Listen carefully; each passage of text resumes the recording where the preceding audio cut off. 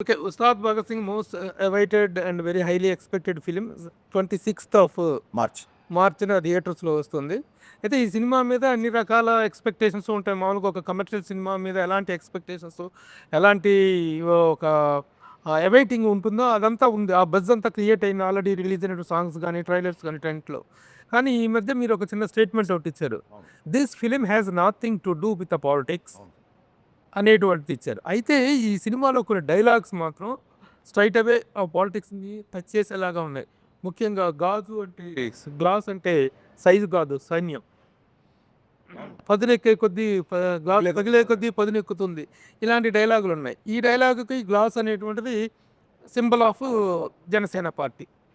అసలు political touch అనేటువంటిది ఈ టైంలో పొలిటికల్ టచ్ లేకుండా సినిమా చేయాలనేటువంటిది మీరు ఊరక మభ్యపెడుతూ చెప్పారా?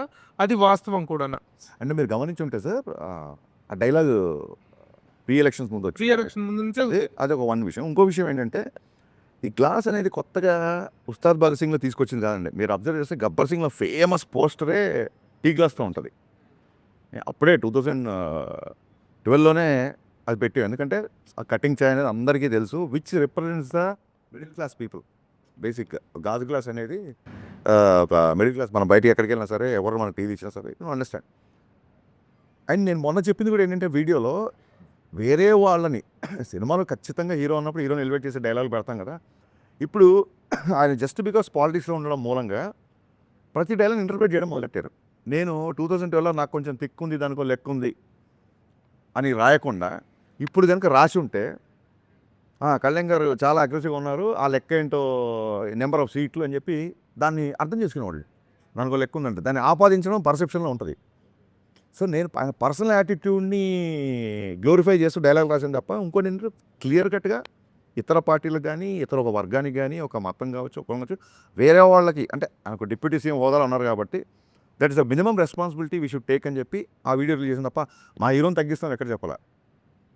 గాజు పగిలే కొద్దీ పదునెక్కుద్ది అంటే ఒక బ్రేక్ అయిన మనిషి ఒక గాజు బ్రేక్ అయిపోతే ఒక మనిషి బ్రేక్ అయిపోతే తగ్గిపోతాడేమో, లేకపోతే ఒక లోకి వెళ్ళిపోతాడేమో. కాదు, it will become more sharp అనేది ఒక హీరో క్యారెక్టరేషన్ నుంచి ఎలివేట్ చేసేది తప్ప మన గురించి మనం ఎంత పొగుడుకోవచ్చు కానీ వేరే వాళ్ళని కించపోతుంది. పర్సనల్ క్యారెక్టర్‌లోను, పర్సనల్ పొలిటికల్ కెరీర్‌లో కూడాను పదిలే కొద్దీ పదునెక్కుద్ది అనే డైలాగు ఫస్ట్ టైము 2 చోట్ల పోటీ చేసి 2 చోట్ల ఓడిపోయిన నేపథ్యంలో పదునెక్కి గ్లాసు పగిలినప్పుడు, ఆ పగిలిన గ్లాసు మళ్ళీ పదునెక్కి గ్లాసుగా బయటకొచ్చింది. ఆ రిలవెన్స్‌ని గానీ, దాన్ని గానీ నేను అట్రిబ్యూట్ చేసుకోవచ్చా? గ్లాస్ పదునెక్కుద్ది అన్నాను తప్ప అప్పుడు ఈయనకి ఇన్ని సీట్లు వస్తాయి, ఇలా వస్తుంది మనకి ఎవరికి తెలియదు కదా. సో అది ఒక్క కళ్యాణ్ గారికనే కాదు, ఏ మనిషి జీవితంలో అయినా బ్రేక్ అయినప్పుడు మళ్ళీ కూడగట్టుకోవడం, ఫాల్ యూ రైజ్ అని చెప్తుంటారు కదా. మీరు చూస్తున్నారు సోషల్ మీడియాలో.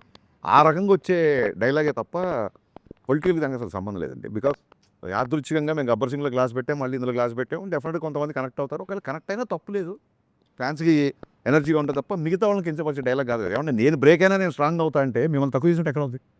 మీది పవన్ కళ్యాణ్ గారిది కాంబినేషన్ అనుకున్నప్పుడు ఇదివరకు భవధీయుడు భగత్ సింగ్ అనే టైటిల్ ఒకటి బయటకు వచ్చింది. దాని మీద కొంత వర్క్ చేశారు. తర్వాత ఉస్తాద్ భగత్ సింగ్ అయింది. టైటిల్ ఒకటే మారిందా, దాని తగ్గట్టు కథ కూడా ఏమైనా మారిందా? సార్ ఫస్ట్ భవధీయుడు భగత్ సింగ్ అని టైటిల్ పెట్టగానే అంటే అప్పుడు అనుకుంటే నేను గబ్బర్ సింగ్లో బాగా మాస్ సినిమా చేశా. మీ అందరూ తెలుసు నేను ఎంత పెద్ద ఫ్యాన్, మళ్ళీ చెప్పవసరం లేదు. ఎక్కడో ఒక అర్బన్ తాలూకు అవుట్ఫిట్స్, ఆయన వేసుకునే హుడీస్, ఆ స్టైలింగ్, ఇదంతా గబ్బర్ సింగ్లో నాకు మిస్ అయిన ఫీలింగ్. ఎక్కడెక్కడ పాటల్లో చూపించుకున్నా సరే సినిమా అంతా 80% కాకి డ్రెస్లో ఉంటారు కదా. ఈసారి అసలు పోలీస్ ఊసు లేకుండా సినిమా స్టార్ట్ చేయాలి అని చెప్పి ఒక కాలేజ్ బ్యాక్డ్రాప్లో కథ అనుకున్న తర్వాత వర్క్ చేసిన తర్వాత ఏమైందంటే ఈ కాంబినేషన్ అన్న ఇంకో గబ్బర్ సింగ్ వస్తుంది కదా, అదే అలా కదా అంటే డెఫినెట్గా అంటే సోషల్ మీడియాకి ఇన్ఫ్లుయెన్స్ అవుతామా అంటే అది ఎంత పర్సెంటేజ్ చెప్పం కానీ it is a good way to take the feedback. At the same time మీరు తీసుకునే పద్ధతిని బట్టి మీరు ఎంత తీవ్రంగా తీసుకుంటారో మీ ఇన్ఫ్లుయెన్స్ అంత బాగుంటుంది. మీరు దాని ఒక సమాచారంగా తీసుకుంటే ఇన్ఫర్మేషన్ వస్తుంది, దాన్ని సీరియస్గా తీసుకుంటే దాని తాలూకు ఇన్ఫ్లుయెన్స్ వస్తుంది. అన్న భవధీయుడు అంటే ఏంటన్నా అన్నారు చాలామంది జెన్జీ కిడ్స్. అసలు టైటిలే అర్థం కాకపోతే ఎలాగా అనుకున్నా. అరే భవధీయుడు అంటే మరి అంటే ఇప్పుడు యువర్స్ ఫెయిత్ఫుల్లీ అని చెప్పనా, ఏం చెప్పను ఎగ్జాక్ట్ వర్డ్ కింద రాస్తాం. భవధీయుడు అంటే చాలా ఓపికతో కళ్యాణ్ గారు ఫస్ట్ టైటిల్ వినగానే చాలా ఎగ్జైట్ అయ్యారు. వినయం ప్లస్ విస్ఫోటనం. భగత్ సింగ్ అంటేనే విస్ఫోటనం, భవధీయుడు అంటే చిన్న. హరీష్ వినయం ప్లస్ విస్ఫోటనం కాంబినేషన్ అదిరిపోయింది అని అసలు ఆ రెండు భలే సెట్ అయ్యాం అనుకున్నాం. సో ఎగ్జైట్ అయ్యాము, టైటిల్ అనౌన్స్ చేసాం. మేము అనౌన్స్ చేయలేదు, లీక్ చేశారు కొందరు, అది పక్కన పెట్టండి. తర్వాత వర్క్ చేసినప్పుడు జనాలు they are expecting more mass, ఇంకొక ఐటమ్ నెంబరు, ఇంకొక డైలాగులు, విలన్తో కాన్ఫిడెన్స్, ఇవన్నీ ఆ కాలేజ్ బ్యాక్డ్రాప్ కథలో సరిపోవట్లా. అండ్ ఎనీవేస్ ఆయన వేరే సినిమాలు కూడా సైన్ చేశారు. సరే సార్ అయితే కొంచెం స్ట్రాంగ్ యాక్టర్ తీసుకుందాము అని ఈ చూడండి ఒక యూనివర్స్ అనేది ఒక కొత్తగా వెళ్ళాను కదా, ఒక గబ్బర్ సింగ్ యూనివర్స్ లాగా ఒక కాప్ యూనివర్స్ నుంచి మళ్ళీ అక్కడి నుంచి ఒక క్యారెక్టర్ వచ్చినట్టు అలా ఒక థాట్ ప్రాసెస్లో తీసుకొని ఒక పవర్ఫుల్ కాప్ అయితేనే మళ్ళీ ఉంటుంది. అంటే గబ్బర్ సింగ్ అప్పుడే చాలా చెప్పాలనుకున్నాం, లెంత్ కుదించాల్సి వచ్చింది. చాలా రోజులైంది కదా మళ్ళీ చేద్దాం అన్న యాంగిల్లో అప్పుడు మళ్ళీ కాప్ క్యారెక్టర్ స్టార్ట్ చేసాం. అసలు ఓపెనింగ్ ఆఫ్ ది ఇంటర్వ్యూ మీరు మీ యూజువల్ స్ట్రోక్తో స్టార్ట్ చేస్తారంటున్నా. ఏంటండి యూజువల్ స్ట్రోక్? అదే దాని గురించి అంటే అది ఫ్యాన్స్ చేస్తుంటారు, మనం కూడా చేస్తుంటాం, ఇంకా చాలా ఎక్కువ చేసాం కదా.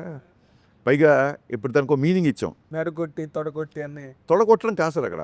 అంటే తెలుగు భాషలో తొడగొట్టడం అనేది డెఫినెట్గా అది పౌరుషానికి చాలా పెద్ద హీరోలు చేసినప్పుడు చాలా పాపులర్ అవుతుంది. దానికి స్పెసిఫిక్గా మేనరిజం ఉన్న హీరోలు కూడా ఉంటారు. అది కాదు ఇక్కడ విషయం. అదేంటి చాలా గట్టిగా ఉన్నాడు, ఆ విషయంలో తొడగొట్టడం ఏంటి అంటాం. తొడగొట్టడం అంటే కాన్ఫిడెంట్గా ఉండడం ఒకటి, ఛాలెంజ్ చేయడం ఒకటి. తొడగొట్టి చెప్పడం అంటారు కదా, తొడగొట్టి చెప్పడం అంటే ఛాలెంజ్ చేయడం ఒకటి. ఎస్. సో 20 ఏళ్ళుగా ఒక మేనరిజం ఉంది, ఆ మేనరిజంకి ఒక వర్బల్ ఎక్స్ప్రెషన్ లేదు. ఇప్పుడు చిరంజీవి గారు శక్తి ఇలా చెయ్యి ఇలా పెడితే చెయ్యి చూడంత రఫ్గా ఉంది, ఇలాగా ఒక్కొక్క దానికి ఒక సిగ్నేచర్ మేనరిజమ్స్కి వర్బల్ డైలాగ్ ఉంది, డైలాగ్ ఉంది, దీనికి లేదు. సో నేను ఇదే చెప్పాను కళ్యాణ్ గారికి, సార్ మనం ఇన్ని సంవత్సరాలు ఒక మేనరిజం చేస్తున్నాము, ఇప్పుడు ఇలా అనగానే ఆడియన్స్ మైండ్లో ఒక డైలాగ్ రావాలి. సో ఆ రకంగా ఉంటుంది, దానికి తగ్గ సిచ్యువేషన్ వస్తుంది, ఆ ఛాలెంజ్ చేసే సిచ్యువేషన్ వస్తుంది సినిమాలో. విలన్తో ఛాలెంజ్ చేసే సిచ్యువేషన్లో నేను తొడగొట్టకర్లా, నేను ఇలా అంటే చాలు, ఇది మా స్టైలు అని చెప్పడం. తొడగొట్టడం అంటే ఇక్కడ ఛాలెంజ్ చేయడం తప్ప లిటరల్గా తొడగొట్టడం అది కాదు. అది ఇది చెప్పింది ఏంటంటే అది రియల్ లైఫ్ క్యారెక్టర్ని ఎస్టాబ్లిష్ చేసుకుంటూ వచ్చారు కదా దాంట్లో, అంటే ఆ సాంగ్లో. బట్ ఈ సినిమాలో రియల్ లైఫ్తో సంబంధించిన ఏమి లేవంటున్నారు కదా. సో మరి ఈ సినిమాలో అది ఎలా ఫిట్ అవుతుంది ఆ సాంగ్ అనేది? సార్ ఏం లేదు, రియల్ లైఫ్ క్యారెక్టర్ అంటే ఇప్పుడు నాకు కొంచెం లెక్క ఉంది రియల్ లైఫ్ క్యారెక్టర్ అనే చాలామంది ఫీల్ అయ్యారు. కళ్యాణ్ గారు చాలా క్రాంకీగా ఉంటారు అసలు ఎవరు కదండి. బట్ దానికి ఆయన తీసుకున్న అగ్రెషన్కి ఒక మీనింగ్ ఉంటుందని చెప్పి ఒక లెక్క ఉంది అని చెప్పాం. లెక్క అంటే మ్యాథమెటికల్గా తెలుగు పదం అది. ఆడొక అలా చేసాడంటే ఒక లెక్క ఉంది లేరా అంటాను, అంటే అతను ఒక అనాలిసిస్ అయినా వద్దాం. సో ఎప్పటికైనా హీరో వర్షిప్ సినిమాల్లో సూపర్ స్టార్ని హ్యాండిల్ చేస్తున్నప్పుడు ఎక్కడో ఆయన పర్సనల్ టచ్ ఉన్నప్పుడే ఆడియన్స్కి అది ఇష్టపడతారు. ఇప్పుడు నేను ఆకాశం లాంటి ఉరుమొచ్చినా మెరుమొచ్చినా పిడిగొచ్చినా ఇలాగే ఉంటాను అన్నప్పుడు నా మైండ్లో ఉంది ఏంటంటే ఆ బిఫోర్ ఆయన సినిమాలు కొంచెం డిసప్పాయింట్ చేసే కాబట్టి హిట్ వచ్చినా ఫ్లాప్ వచ్చినా బ్లాక్ బాస్టర్ వచ్చినా నేను ఎప్పుడు నా వ్యక్తిత్వం మారు, నా స్థితప్రజ్ఞత ఇలాగే ఉంటుంది అనేది నా మైండ్లో రన్ అయిన కంటెంట్. అది టెంపరీ క్లాసెస్ అక్కడే చెప్పాం. సో ఫ్యాషన్ మారుతుంది, స్టైల్ మారదు. మీకు జైలుకి తీసుకుంటే ఆయన క్లైమాక్స్లో కూడా చుట్టేశారు, పెదరాయిలో కూడా చుట్టేసి 25 ఏళ్ళ తర్వాత కూడా ఆయన స్టైల్ అలాగే ఉంది. సో ఒక సూపర్ స్టార్ ఇమేజ్ అటెండ్ చేసిన వాళ్ళకి ఎంతో కొంత పర్సనల్ అలా వచ్చినప్పుడు అంటే యాజ్ అ ఫ్యాన్గా నేను సినిమా చూస్తాను, ఒక ఆడియన్గానే చూస్తాను కాబట్టి అది బాగుంటుంది. సినిమాలో ఒక ఉదాత్తమైన కాప్ క్యారెక్టర్, సినిమాలో ప్రతి లైన్ అవరోధాలు వస్తుంటాయి కాబట్టి మెత్తని మగకు మొలిచిన మొలకవు కాదు నువ్వు, బండరాళ్ళు అంటే ఇక్కడ విలన్స్, ఇలా ఎవ్రీ లైన్ సినిమాకు ఎంతో కొంత పర్సనల్ టచ్ ఇలా 2 ఉంటుంది కాబట్టి రాసింది తప్ప కళ్యాణ్ గారిని పొగడాలనో లేకుంటే కళ్యాణ్ గారిని పొగడనో ఎజెండానో అలా కాదు కదా. అంటే ఇప్పుడు సినిమా రిలీజ్ ముందు రాసిన డైలాగు గ్లాస్ మీద నిందాటిలు చెప్పారు కదా, సినిమా ఇప్పుడు ఎలక్షన్లో ఈ ఫినామినల్ సక్సెస్ హిస్టారికల్ విన్ కదా పవన్ కళ్యాణ్ గారిది, దాన్ని రిఫ్లెక్ట్ చేస్తూ తర్వాత ఇన్ కోర్స్ ఆఫ్ టైం లేదు అస్సలు, అంటే అదేమి మీరు డిపెక్ట్ చేయాలి ఆ సక్సెస్ ఎలక్టోరల్ విన్ లేదు అసలు. ఆయన అనుకున్నారు, సాధించారు, అయిపోయింది. మళ్ళీ సినిమా సరిగ్గా ఎంటర్టైన్మెంట్. నేను అదే చెప్పానండి. అంటే నాకు చాలామంది ఫ్రెండ్స్ ఉన్నారు, మిగతా పార్టీలో ఫ్రెండ్స్ కూడా. వాళ్ళు చాలా క్యూరియస్గా మెసేజ్ పెడుతుంటారు, ఎప్పుడు మా సినిమా ఎప్పుడు మెసేజ్ పెడుతుంటారు. నేను క్లియర్ కాన్వర్సేషన్, అరే మీరు మరి ఆయన పార్టీని మీరు ఇష్టపడరు కదా అన్నప్పుడు ఓట్లు అక్కడ సినిమా ఇక్కడ అని చెప్పాం. అది వాళ్ళ టేక్ అది. సో అలాంటి వాళ్ళు వచ్చి కూర్చున్నప్పుడు వాళ్ళు కూడా నచ్చాలి కదా. ఇప్పుడు ఇది వ్యాపారం సార్, సినిమా మనం ఎంత కళాదృష్టితో చూసినా ఏం చేసినా end of the day cinema అనేది బిజినెస్ చేసేవాడు నేను నీకే ఇస్తాను సరుకు, నీకు ఇవ్వను, నువ్వు రావసరం లేదు నా దగ్గరికి అని ఎవడంటారు చెప్పండి. So I don't want that kind of things. అందుకే అది క్లియర్గా అది కాదు, it is not my sense. మిమ్మల్ని అడిగి అంత హ్యూజ్ ఫినామినల్ ఎలక్ట్రల్ విన్ మీద ఆ థియేటర్లో కూర్చొని సినిమా చూసేటప్పుడు ఫాలోవర్స్ కానీ అదర్వైజ్ పీపుల్ కానీ ఎవరికైనా పవన్ కళ్యాణ్ గారిని చూసినప్పుడు ఈ looks like a vector screen మీద చూసేటప్పుడు ఇంక దాన్ని ఎవరు మార్చలేరుగా. దాన్ని యాక్సెంచుయేట్ చేస్తూ లేకపోతే దాన్ని సిగ్నిఫై చేస్తూ ఏదైనా రాశారా అని అడిగాను. It does not mean that you should ఆయన పొలిటికల్ సక్సెస్ని గ్లోరిఫై చేసే డైలాగ్ సినిమాలో లేవు. క్లియర్గా మీరు అడిగిన question answer. OG Gabbar Singh cinema first వచ్చినప్పుడు సినిమాలో డ్యూయెట్లు కానీ పోలీస్ స్టేషన్లో అంతాక్షరి సీన్ చాలా ప్లస్ సినిమా యాడ్. ఈ సినిమాలో అలాంటి సీన్ ఏమైనా పెట్టారు?